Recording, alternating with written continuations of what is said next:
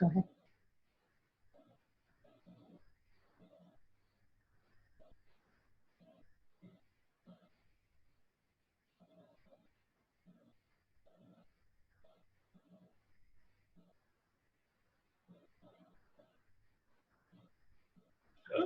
Andre, no sé si tu tamaño de tu start.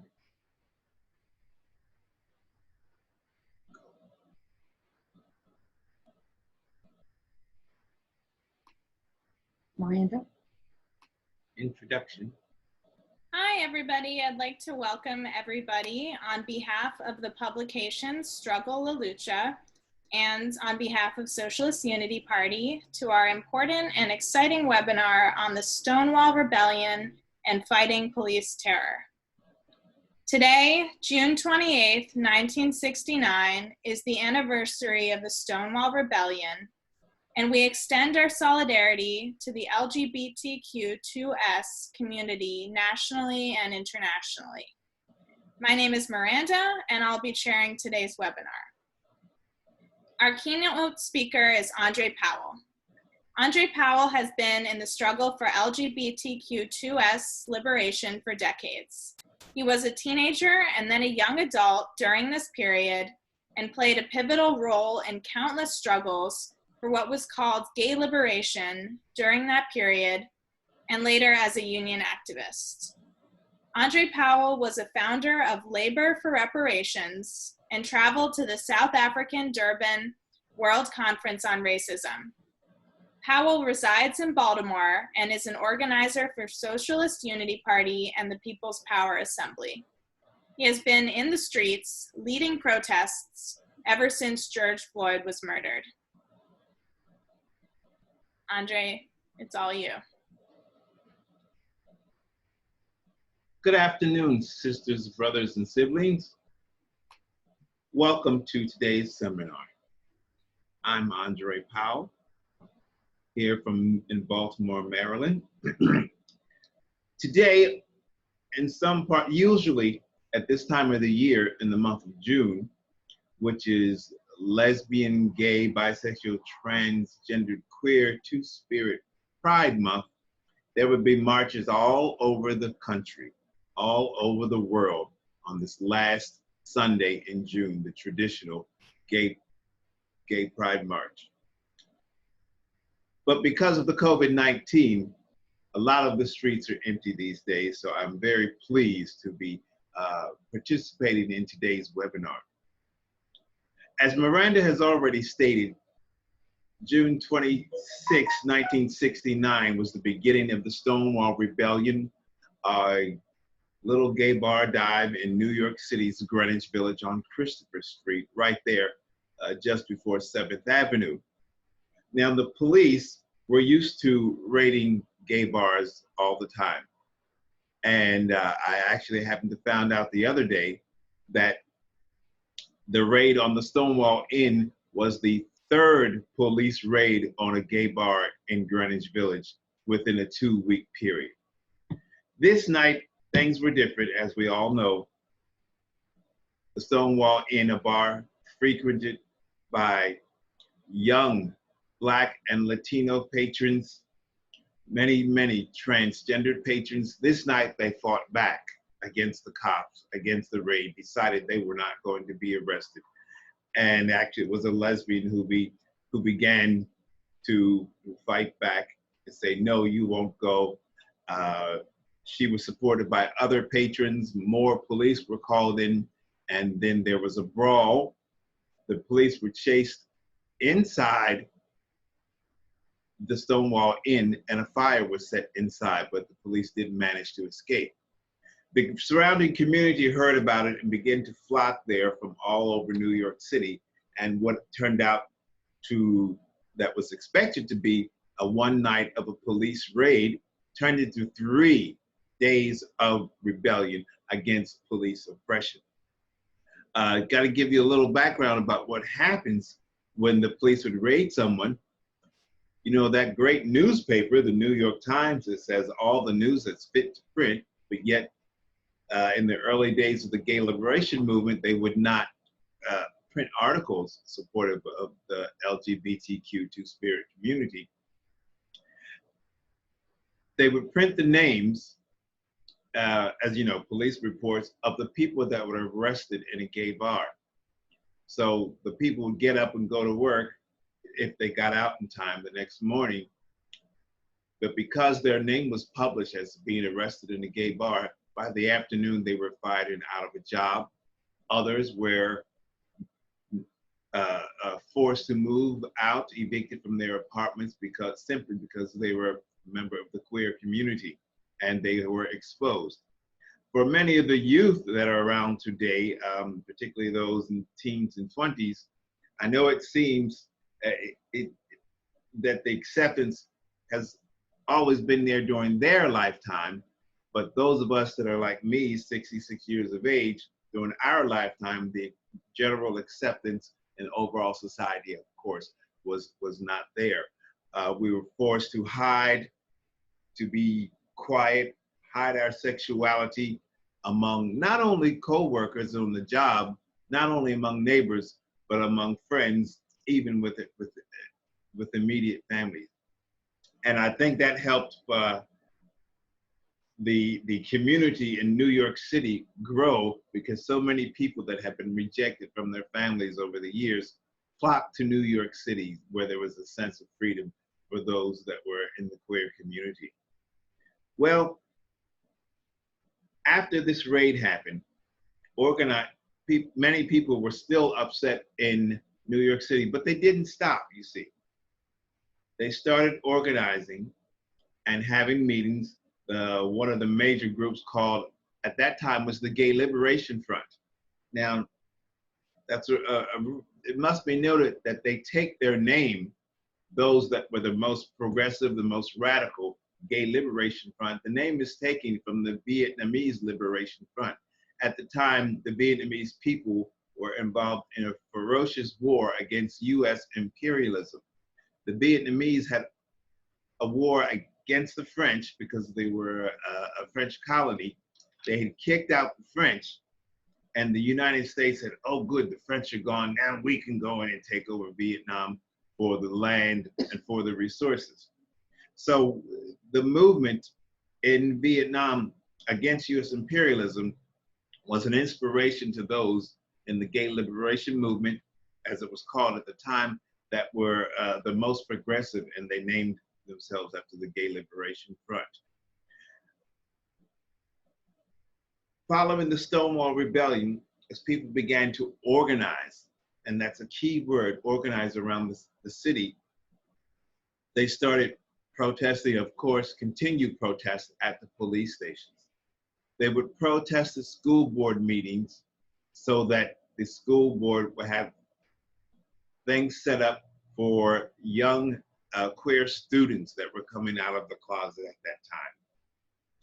After a year of these many protests, ZAPs, a ZAP is the school board's having a meeting, the gay liberation activists, unannounced, mind you, would come into the meeting at some point and just walk up and take over the meeting.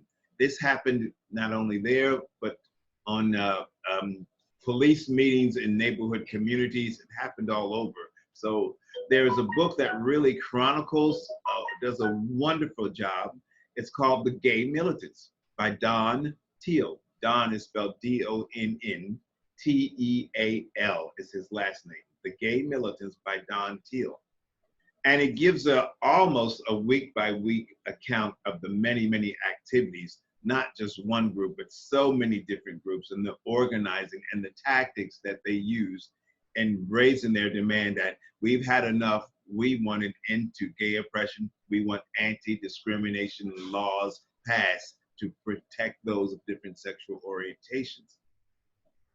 And the book, I think, is really great. It's such a learning tool, and how when you see how it starts from just one moment, that 1 week of rebellion, they continued to organize. They said, we're not going away, and they defied authority with the ZAPs and breaking up, disrupting meetings, all kinds of things. Really, really wonderful.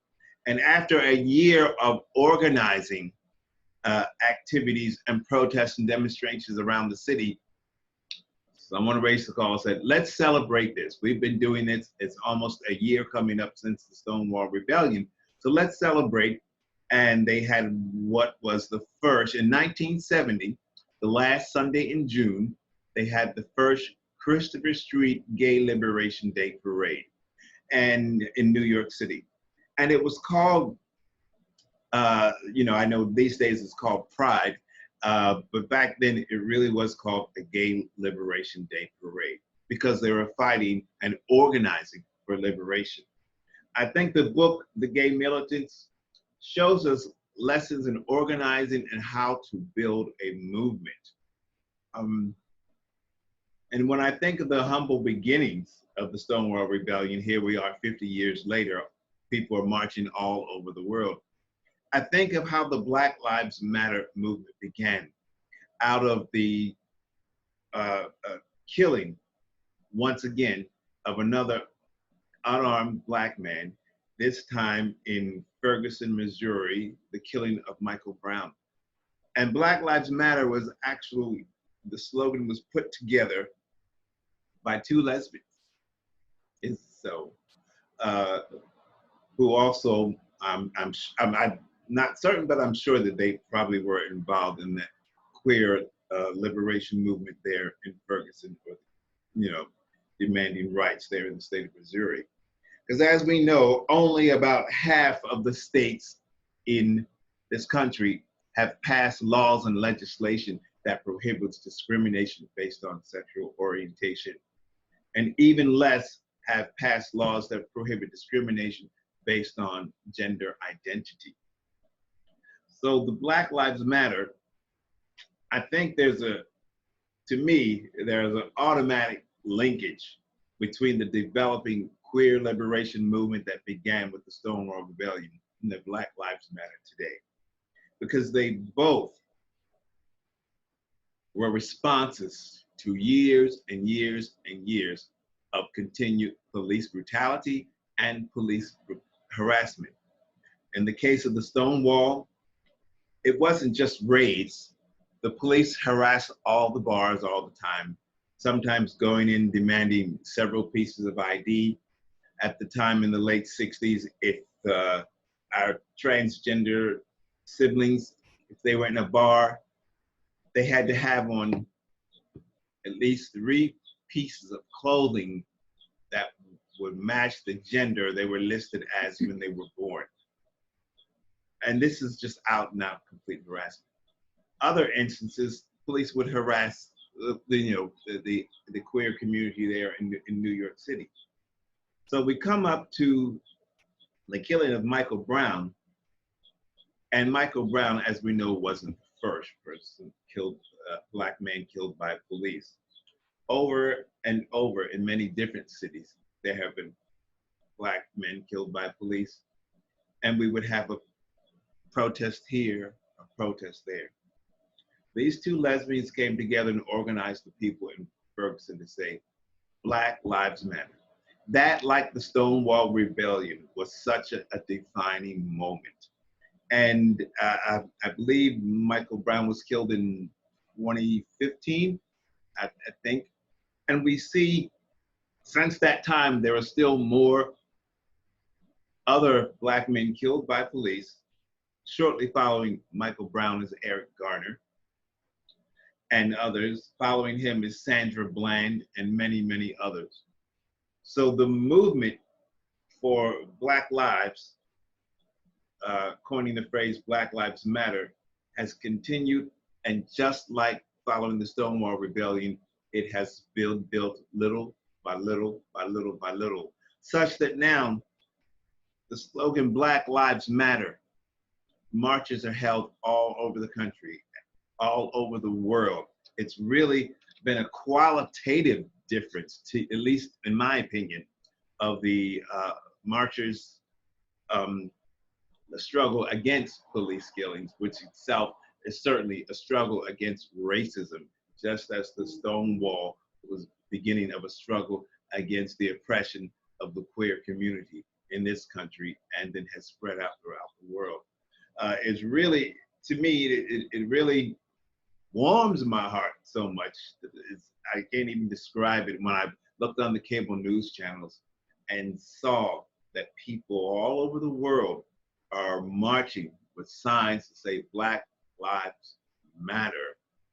And they're marching in solidarity with the Black community here in this country, and also their own country. Because in London, England, about 2 or 3 weeks after George Floyd was killed, they originally were having lives, say Black Lives Matter, in some cities in England, particularly London and a few others, Manchester, and to be in solidarity with those of us in the US.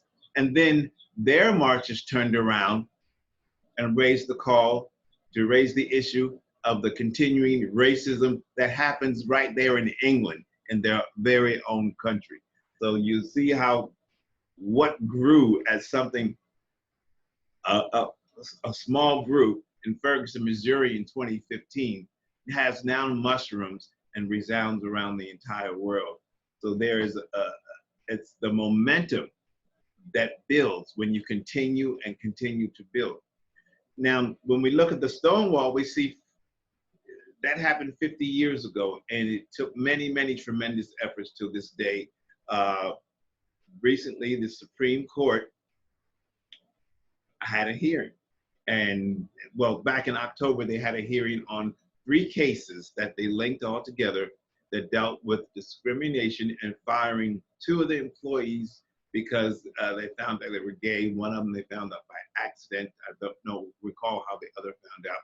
And then the 3rd case of Amy Smith, a transgender woman who worked at a funeral home for damn near forever, we'll say, you know, like 30 years or something, and expressed to their employer that they were going to transition from male to female, wherein the funeral home fired them. Those gains that came out of the Supreme Court, where the Supreme Court ruled that you cannot fire anyone because of their sexual orientation. You cannot fire anyone because they are transgendered. They didn't just occur out of the nicety of the court, particularly as we know the court is right now stacked with the Supreme Court justices nominated by George Bush Jr. and by Donald Trump. We cannot, we absolutely must take notice that those decisions came at the height of the protest, the height of really a national uprising around the country against racism. And the protests not only marched against racism, but they linked up the struggle against, the continuing struggle against sexism, which still exists in corporate United States, in corporate America, as they call it. Those decisions were impacted by the people marching in the streets, the people that organized and continued to march on the tremendous level that it was. So when it takes some time and think of what it looked like in 2015 when Black Lives Matter first started. And now here we are just 5 years later. And people came out in cities around the country, not just to support, it's important to note, not just to support the Black community in Minneapolis against police brutality, but because all these little towns had so many instances of police brutality in their own little towns. So they were actually, I believe, marching on 2 counts against the killing of George Floyd and marching to demand an end to police murders and brutality in their own particular cities. This is part of why there has been such a tremendous groundswell after the killing of George Floyd, Breonna Taylor, and Ahmaud Arbery, who was killed vigilante style, just like 18-year-old Tavon Martin down in Sanford, Florida. So I see many, many parallels between the two, and I have complete confidence that Black Lives Matter movement will continue to grow in this country. I'm also so very heartened to, as I watch the many, I'm retired so I can watch the cable channel news stations, as I watch them on television, and you see many people holding signs, particularly in the larger cities, some holding to say Black Lives Matter, right next to signs that say Black Trans Lives Matter. There currently is an epidemic of murder of trans women, Black, Latino, and white, all around the country. And of course, we don't have any faith that the police are going to try to do anything to solve them. They really don't. They just throw it away as another harmless person. And I'm glad to see that support has come out, and in a large way, and it's open. I was at a march and rally in Annapolis, Maryland yesterday, and we're marching down the street chanting, "Trans lives matter, Black trans lives matter." So we must always continue to show the solidarity with our Black trans and Latinx trans and even white trans, because they too are being killed all around the country. And we call and raise the demand for justice and police accountability. And that's it for right now. I have some other notes that I we'll probably bring up as we go on during the question and answer period. Thank you so much, Andre. Our next speaker is LIZZ TOLEDO. She is a Latinx LGBTQ2 spirit fighter who lives in Atlanta. She is the founder of the Atlanta People's Power Assembly, which took up the case of Renardo Lewis, who was assaulted by the police. Toledo also contributes to Struggle-La Lucha and is with the Socialist Unity Party. Take it away, Liz.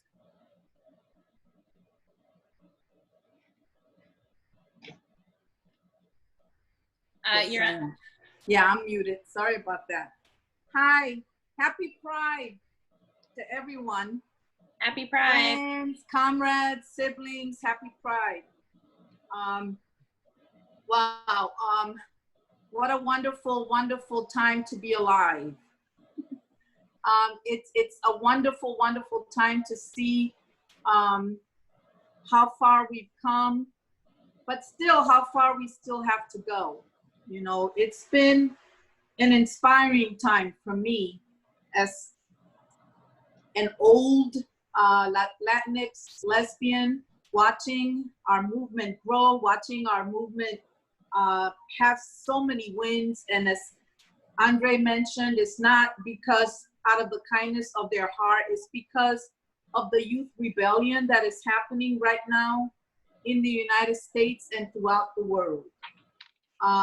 These young people here in Atlanta, but in other places throughout the world, and you know, specifically in the United States, have taken the movement, have gotten wins and concessions, or whatever you want to call them, from the ruling class that we in the movement have been fighting for decades, and they were able to gain all these gains in 4 weeks, you know, and I just applaud them. I salute them. I will follow them anywhere. Here in Atlanta, the struggle continues, of course. There was not only the police assault of Renardo Lewis last March, but as Miranda mentioned, but also the killing of Rayshard Brooks in a poor working class, mostly Black community